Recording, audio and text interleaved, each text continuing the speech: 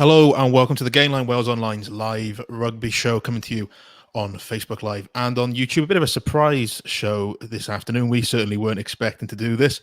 I'm Ben James. I'm joined by Simon Thomas, and we are here to react to Wales' team to face Italy. Wayne Pivac has just sort of dropped the bombshell on us that he's named his team to face Italy in their final Autumn Nations Cup game. And Simon, it was a surprise announcement. It's a surprise team, isn't it? I haven't even had time to go into wardrobe, Ben. I'm not prepared. I haven't had my makeup or anything. How do they expect us to operate on this basis? Yeah, I mean, we've had a little inkling during the day, haven't we, that it was going to come out, a little bit of advance warning, but it was certainly a surprise compared to what we'd been expecting at the start of the week. Generally, throughout the campaign, the team's been on a Thursday, but they've decided to change tack, whether that's because during the campaign, the team's been leaking out in advance. I wonder if that's part of the reason, or whether he's just decided because he's made this decision to go with it early. It's certainly a selection that's going to get people talking. It's a hugely bold one. I sat down at the weekend and kind of working on the basis that really Wayne Pivac needs a win to finish off what's been a very difficult campaign. The presumption then would be that he'd go with his strongest side. And I did say within the piece, it's very difficult really to be absolutely clear in your own mind, second guess what he sees as his strongest side. So you make an attempt to work that out. Well, it probably isn't what he's got in front of us there. We wouldn't have thought that was what he'd come up with. I mean, it's a pretty radical selection. I make it 9 changes in personnel from the England game, plus James Botham swapping across from the open side to the blind side. And, some very sort of striking and eye-catching selections where you've got, very inexperienced young halfbacks there in Kieran Hardy and Callum Sheedy. First time they played together. Well, it was the Georgia game they played in, but this is a big test for them now. When I guess you were kind of expecting more experienced players to be involved in this game in the search for a win. All new front row, changing the second row as well. Justin Tipperick coming back in. George North in the centre. That old chestnut returns again, doesn't it? We've talked about it so many times in the past. It's a fascinating team selection, and I suppose if he's going to do it, he's going to do it in his terms, isn't he? Exactly, and I suppose it's the last one there that you touched upon is the one that really jumped out when we saw the teams, 20 minutes ago.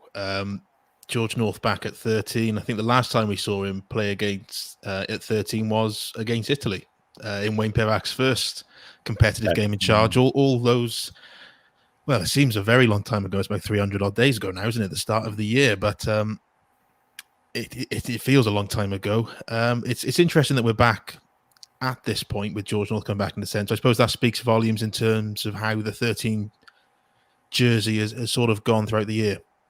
Well, if you look at it, though, that Italy game, which he started at 13, that was the point in which everything changed away from him being considered in the centre again. Because Nick Tompkins comes off the bench, has a great debut, scores a try, if I'm right, stays in the championship side at 13, probably the player of the championship at the start of the year for Wales. And you thought he was going to be in one shape or form in the centre forever and a day, And obviously it's not gone his way in the autumn, and continuing sort of questions being raised over some of his defence, and also perhaps the way he's used. He seems to be used more of a carrier, really, whereas in the start of the year we were seeing his creativity and his running ability and in space and how he brings others into play. So it's not quite worked out for him. So he's been sort of jettisoned out of the side again, not even on the bench, because not involved at all. Given Jonathan Davies has a continuing knee issue, you start to look around for other options at outside centre. You've got Owen Watkin, I guess, tried and trusted and solid, but it is a position for Jonathan Davies in the sort of latter stage of his career. They have to try and find other options at 13, and clearly the fact he went with George North at the start of the championship in February showed there was something he was considering, and he's gone back to it now. And there's lots of firepower in that back line, to be honest. Yeah, and it's a very similar back line that played against Georgia, and I think Pivac before the Georgia game had spoken about how all this back line had been basically running together for 2 weeks, sort of before the Ireland game as well as the week of the Georgia game.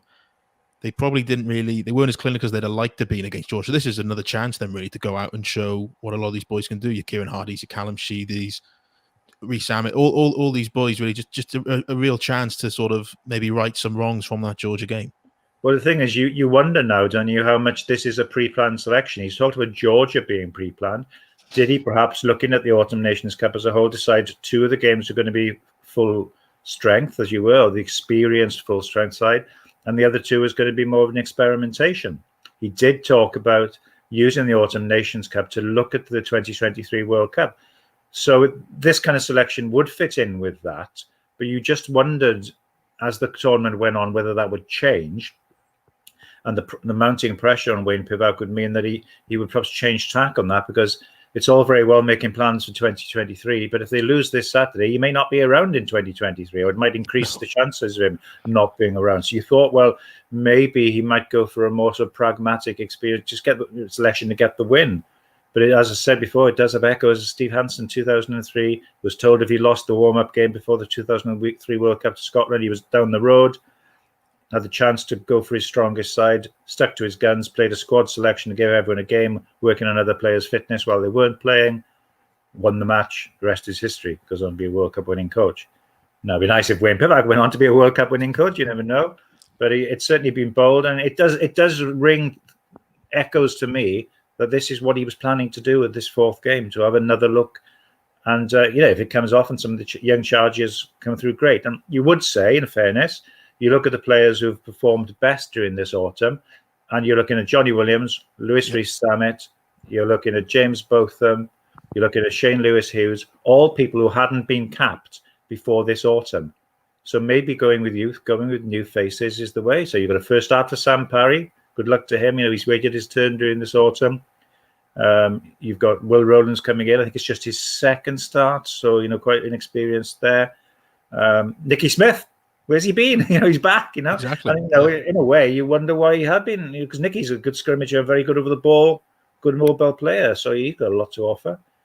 And I think interesting that Botham's gone to 6, isn't it? And because he is, and he said it himself, that he sees himself, his preferred position is a 7, but his defensive work rate, the shift he puts in, means that he can do that 6 job. Because he's not quite a kind of... he's not an Ellis Jenkins, Ollie Griffiths over the ball machine like some of the players. No, he's not like James Davis was at his best, as a jackal turnover, especially Ollie Robinson, these kind of players. His is about more his dynamism and his work in the contact area and his physicality. So in some ways, he's someone who although he is by nature a 7, he can swap quite easily into that 6. I mean, he doesn't have the Sam Warburton strength over the ball yet, but I think that will develop. In the short term, his defensive work. I mean, the one that struck me was the cover tackle he made against England, where he came sweeping across, had no right to make the tackle. You'll remember who the outside back was. Joseph. Oh, an incredible tackle. Yeah. For a back row forward to do that, the engine on the boy. So he played really well, and he's deserved his chance. Yeah. Just edges ahead of Shane Lewis-Hughes, who's had a good run. I don't know. It's honestly, mate, who knows what's going to happen? Who does? I suppose after the Georgia game, when James Botham last played 6, we were probably talking about him being a little bit on the periphery in terms of where he was lining up. I don't think that'll be the case this time, because it's Falatown instead of Wainwright. So I'd expect Botham to be sort of more positioned centrally, while Falatown probably stay a little bit wider. So that's only going to suit James Botham, you'd imagine. Oh, he's going to be at the coalface, isn't he? Yeah. He's going to be right around the fringes and, smashing people back, carrying it forward. And if he gets the chance to run into space, as he showed in that Georgia game, I think, wasn't he, when he broke down the right, he's got the ability and the gas to get away as well. And, we've always felt, haven't you, that Tipperick and Falato work better when they've got a workhorse at 6, somebody who's going to put a big defensive shift in, and James will do that. Is it James or Jim? I still have to work my head around this. We'll have to ask him one day which one he prefers. Is it Jim, Jimbo, or James? I never know. I'm never... You're polite by saying James at the moment. I never know. Yeah, as long as you call him one or the other, don't refer to his family, to his face, I think, is when he's quite happy. Let's have a look at some comments then. One here from Stephen Chiapetti. Blood the new generation to start phasing out the old guard. Funny, I think that's what Brian Moore was saying on a podcast earlier this week. And, it goes back to what Pivac was talking about, doesn't it? Which was he's got a plan throughout this autumn campaign. He said he wanted to get a look at all the players. Even so, I'm pretty certain were you in the press conference last Saturday night? I think you were. I was. I'm pretty sure he said it'd largely be the same as the England game, which is probably why it's caught us out a little bit. I seem to remember that quote from him. 9 changes, 10 changes if you include yeah. the personnel. So, I mean, what we don't know yet, which more will become clear. Just to let people know, the press conference is quite a way further beyond the team than normally. Normally, you have a press conference like an hour or an hour and a half after the team. We're not having it until 4:30 today, so we can't give you very much more insight into whether there are any injuries involved, and there usually are one or two which crop up. Like, as I say, no Tompkins. I mean, if you look at that, the other thing that struck me, Ben, is like, you look at the 2 outside halves in that 23. You know, you've got Callum Sheedy and Ewan Lloyd. You know, there's no insurance policy there with an experienced bigger head. You know, Dan Bigger's not involved at all. I mean, Dan might have a knock. There's always this thing we don't know, isn't there? But I mean, it's new faces. Everyone. I mean, he said everyone would get a game, didn't he? I think Leon Brown is now involved off the bench. Corey Hill's going to be on the bench. Wainwright's perpetual bench, isn't he? Really these days, you know. He's unfortunate in that regard, but yeah. Scrum half, Gary. I mean, the other one for me is the scrum half, Kieran Hardy. I like Kieran. He's done really well. Went away to Jersey, come back. Probably the best Welsh scrum half in terms of support lines. Very good at that in terms of he does the kind of work that you see Anton Dupont do, obviously at a world-class level, Dupont. But if you look in that kind of player, that will always track on the side of the ball carrier. Any kind of line break, he'll be there, which is so important these days. With all we've said about the dangers of making line breaks, you need support. And he's very good at that, Kieran. Pleased for him. But again, it's the old switchback ride, isn't it? I was working it out that in the 9 tests that Wayne Pivac's been in charge prior to this Saturday, you've had 3 starts for Thomas Williams, 3 for Gareth Davis, and 1 each for Kieran Hardy, Lloyd Williams, and Rhys Webb. Webb would have started another one. He was originally selected to play against Scotland. Now you've gone back to Kieran Hardy with Gareth Davis on the bench. Webb and Lloyd Williams not involved at all. I mean, you have to say, and you can't avoid this, it smacks of the coaches not really being sure who their best 9 or even their second best 9 is at the moment. Obviously, Thomas Williams not involved. Would he start if he was involved? Because I mean, quality player. I mean, you got 6 players there, haven't you? I think I think he would. Who is the first choice scrum half in Wales?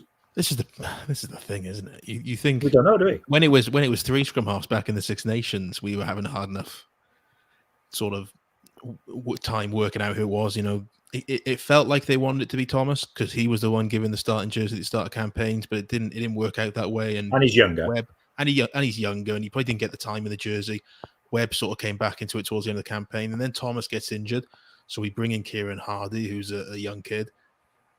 Don't think he's ready to sit on the bench for this one game. Lloyd Williams comes back in out of the cold. Suddenly he looks good. And it's gone from being 3 scrum halves that we're sort of deliberating over to basically 5 or 6. I mean, playing Kieran, you're playing a fast-paced game. Yeah. He will snipe around and he will get up and show his pace around the fringes. He's the kind of guy who will pop up on the inside shoulder of a carrier, be it up wide or narrow channels. He knows his way to the try line. It's fascinating, you know, and there's lots of elements to this team. The other one that struck me is there's been so much talk about the breakdown and our efficiency there, and perhaps our lack of a presence over the ball. Well, that's certainly been addressed because you've got in the front row 2 guys coming in who are very adept as jackals over the ball in Sam Parry and Nicky Smith. Tiprick's come back. We know what he can do in that area. He's very adept at it. So there's certainly a lot more options in terms of attacking the ball there. And Italy do have a record of when they go through phases, they eventually cough it up either through a penalty or a turnover. They are vulnerable to that. But when they're dangerous is when they strike like they did against France, where it was like, I think, just a couple of phases, great work from Garbisi to put Canna through for a try. But if you can hold them on for a little period, which like so both of them will do, hopefully, and Johnny Williams, then you can put pressure over the ball. And as my column in my newsletter said this week, of course, it is currently the day of the jackal, and Wales have got a few of them on the pitch. Line-out as well. Line-out's an interesting one. You wonder whether, when you look at the line-out from last week. I don't think Jake Ball was used once as a target, if I recall. The main source of line-out ball was Tulipi Faletau, who took 3. So it looks like they've decided they wanted more height there. Will Rowlands will offer that. Rowlands is a different type of player to Jake Ball. I think there's more of an emphasis with him, probably in his agility and his athleticism, and probably more of a sort of dynamic carrying presence. Jake Ball is more of a hard yards, hurt you from short distance carrier. Yeah. Jake's had a good campaign. I don't think this. That's the other thing I was going to say is normally when you get to the end of a campaign, most of the selections in the last game, especially if it's a big match like South Africa or New Zealand, whatever the end game is, often the out of window game, wasn't it? But of the players selected, it would generally be the team as a reward for the campaign, wasn't it? So these are the players who perform best. I don't think you can say that about this team selection because, I mean, Rowlands has hardly featured really, is he? Very much. Jake Ball has come in and did a really good job. So you wouldn't say that is probably a selection based on that, and you couldn't say that, and some of the others are absolutely nailed down because they haven't played that much. So it's a different kind of selection. It's I tell you what, it would have been fascinating to sit in that room where Pivac and Stephen Jones and Humphreys and these were talking about it, and to know exactly how the conversation went, and we'll have to ask him this afternoon, won't we? Indeed, we will. Just trying to think where we should go next. I suppose we'll Italy. Finish with Italy, won't we? Yeah. Stephen Varney. What's the odds, eh? What's the odds of him coming on? Isn't it? Yeah. It'd be typical, wouldn't it, if with all the scrum halves we have. Wouldn't that be a story? It would be him who would. His dad was one tenacious flanker. Let me tell you, he played in the Neath side of the early 90s, which was a fearsome unit to be involved in, and he was, into everything. His boy is a different kind of player, but he's a talent. I've watched him all the way through. It'll be interesting to see whether they start him, because he's had 2 goals off the bench now, because he had COVID earlier in the campaign, Stephen, which knocked him back. He's come back now, and he's a sharp little player, and he's put one over on Wales in the past at age grade level. So it'd be fascinating. You can have it, can't you? Like the end of the game, who's the best Welsh scrum half for this autumn campaign? I wonder the answer might begin with V. Indeed. You touched a bit on sort of the threat you expect from Italy. How do we see the game going on Saturday? Now we know what Wales' team look like. Well, Wales have picked a team to play a pace game, haven't they?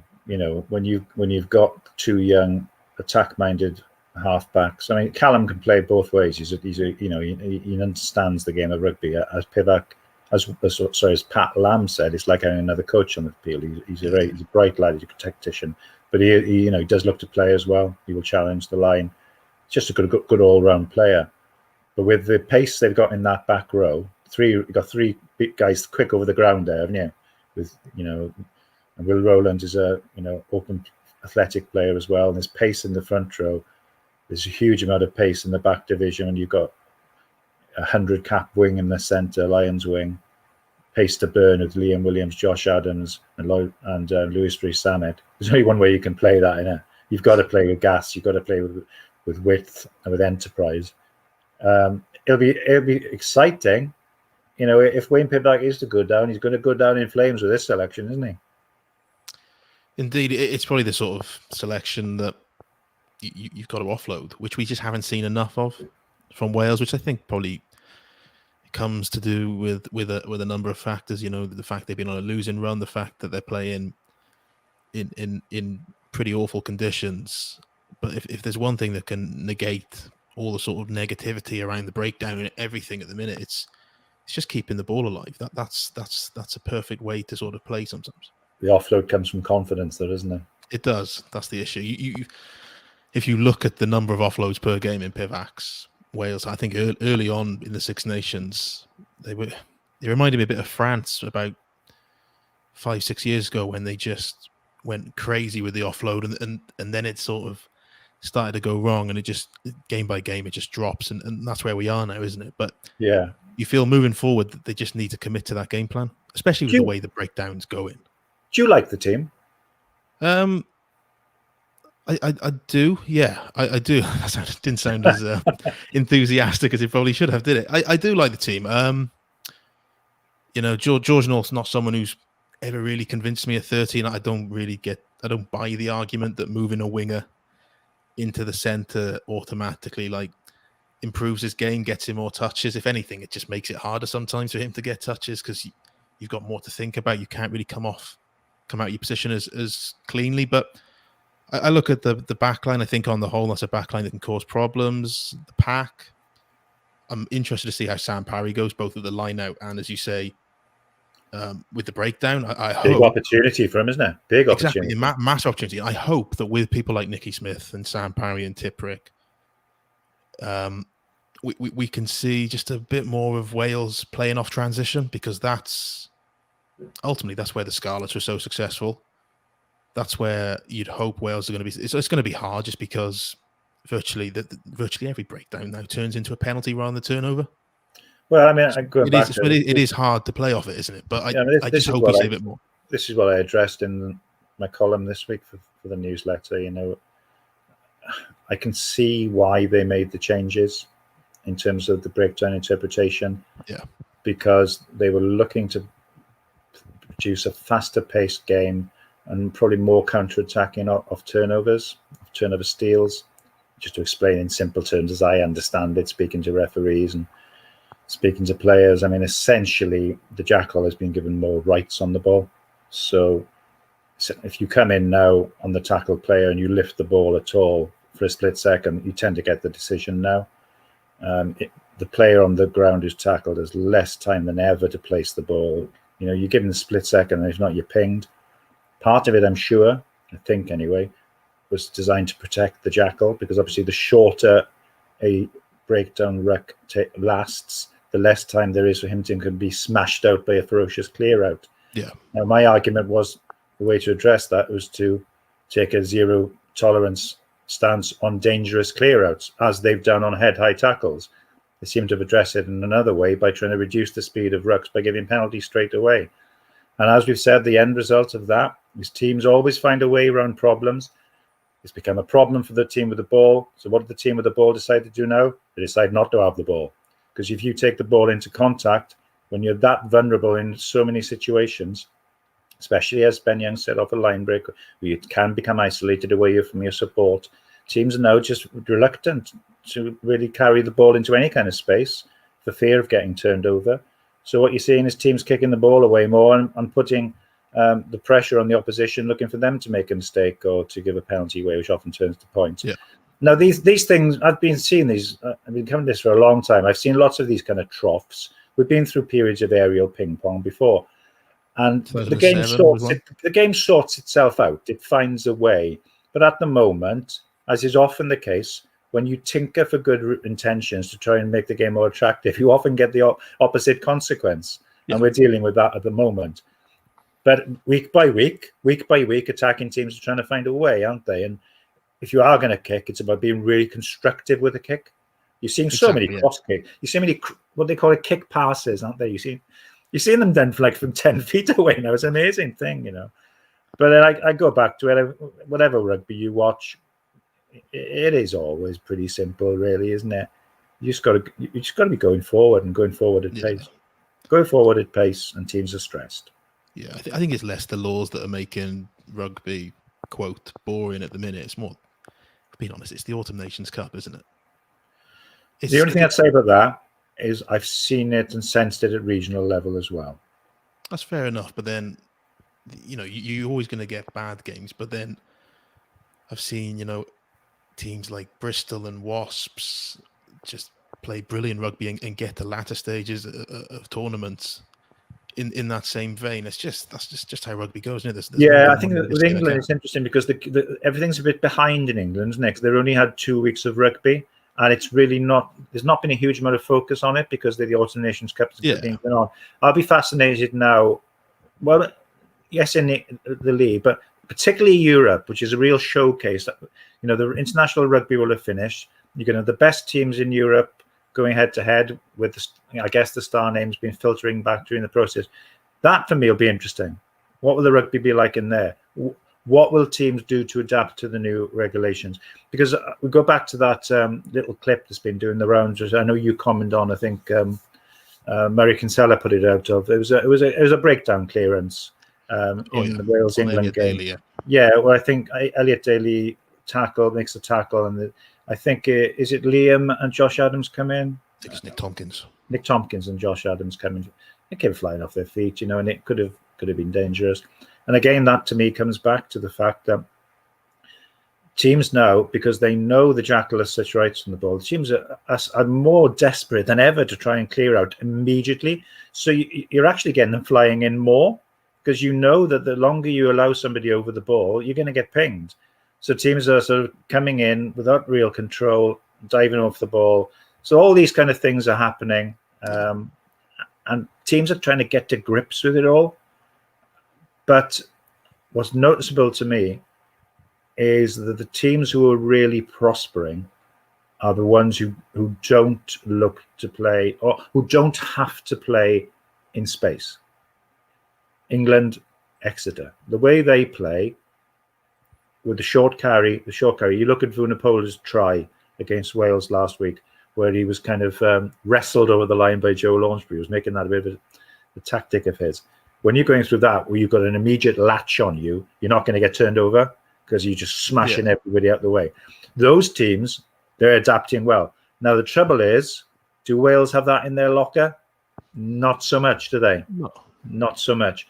And Wales, you think the way they want to play would be look to play into space. But with that comes risk. So I think going back to what we started talking about this originally, how is it going to be this weekend? How are Wales going to play? It's going to be risk-reward, isn't it? It's going to be risk-reward. Indeed it is. And you'll be able to catch all the action on the weekend on Wales Online.